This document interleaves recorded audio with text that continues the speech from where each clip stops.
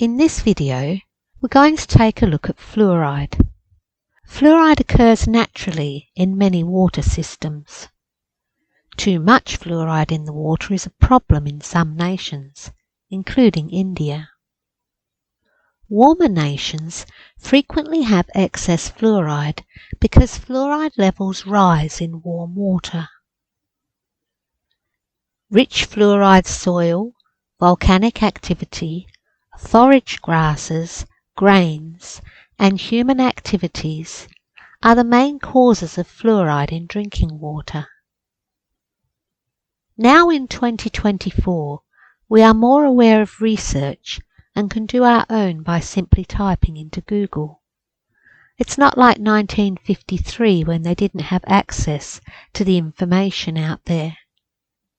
So does the whole fluoride debacle need to be reviewed? Why, therefore, do certain nations treat their tap water with fluoride?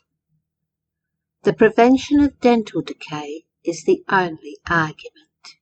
Problem arises when we have an excess of fluoride. Drinking water containing excessive levels of fluoride ions can result in a number of health problems, including dental fluorosis, a disorder that compromises teeth, strength, and their appearance. Also skeletal fluorosis, arthritis, bone damage, osteoporosis, muscular damage, fatigue, joint issues, chronic issues, and in large quantities it can damage the heart, arteries, kidney, liver, endocrine, and nervous system. Because of worries about its potential connections to gastrointestinal, immune system, and neurological health concerns, the US government has recently advised lowering the amount of fluoride in the water for the first time in 50 years. The list of health concerns seems to grow longer by the minute. Even some dental sites I visited advise against using fluoride due to the risk of bone fractures, brain damage, learning issues, memory problems, high blood pressure, diabetes, thyroid disease, male fertility, and heart attack. It seems that excess fluoride in the water can be linked to most health-related issues, and even if they are slightly correct, I'd rather lose a tooth than get one of the plethora of illnesses it could cause. So let's take a look at the countries that have banned fluoride in their drinking water, and why.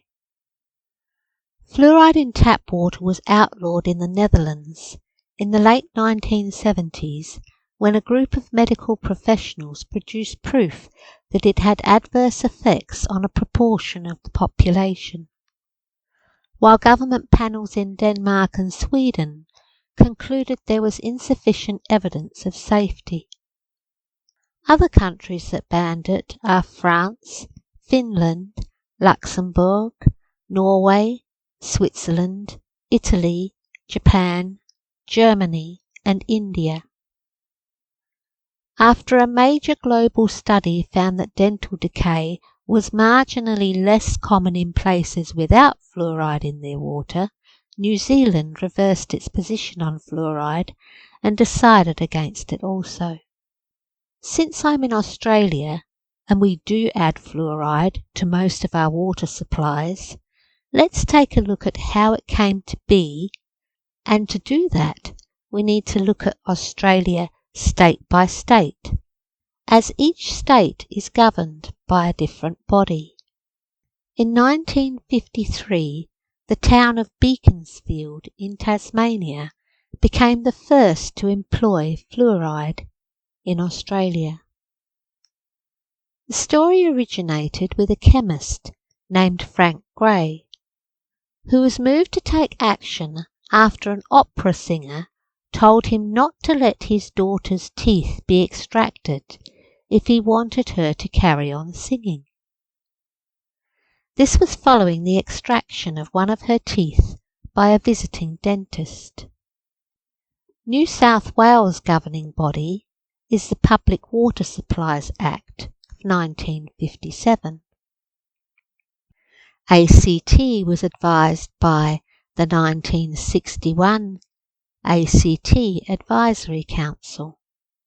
Western Australia uses the Fluoridation of Public Water Act 1966. South Australia is through government policy rather than legislation, and SA Water administer the fluoride. Northern Territory have their own government policy, and it's administered by the Power and Water Corporation. Victoria used the Health Fluoridation Act of 1973, and their areas differ. Some rural suburbs still don't use fluoride, such as Mildura. Queensland have local governments decide, and many of them didn't use fluoride until 2008, when a premier made it mandatory unless they could prove exemption. Children born in the 1970s have half the level of tooth decay compared to their parents, according to a 2016 evaluation of the research on water. So the National Health and Medical Research Council deemed fluoride safe and effective. But could this be due to the fact that we now have better dental care system? Considering the country that reportedly has the best teeth in the world is Denmark, a country that has banned the addition of fluoride to their tap water. Although several studies indicate that fluoride has an impact on children's development and may increase the risk of cancer, we continue to give our children tap water. In America, toothpaste now comes with warnings to keep it out of reach of children under 6. Let's look at the conspiracy theories related to fluoride in the drinking water, and there are too many to cover here. It's linked to communism, sapping your brain power, controlling you, and being linked to a nuclear bomb, but more convenient, but a few. Some look at its dark past and its links to the aluminium industry. One of the byproducts of processing aluminium is hydrogen fluoride, which can be processed to produce sodium fluoride. In a nutshell, they found it difficult to get rid of the byproduct and determined that it could be beneficial to us to get rid of it in the drinking water. The assertion originated from a 1939 laboratory study supported by the aluminium industry, which discovered that it decreased cavities in rats. Interestingly, exterminators know fluoride is a very effective rat killer. Because of the way that heat affects fluoride, places with warmer temperatures tend to have higher quantities of fluoride in their water. Because of this, boiling your water doesn't eliminate fluoride. Instead, it concentrates it more. So what can we do to negate the effects of fluoride in our tap water? According to a study, some containers don't raise the concentration of fluoride, and earthenware and aluminium pots lower the levels of fluoride in boiling water. Many home water filtration units don't remove fluoride, but the system I use does have additional filters you can add that remove 90% of fluoride. If you would like more information on the system I use, please get in contact with me. If you're finding my channel interesting, please like and subscribe, and remember to always remain water-wise.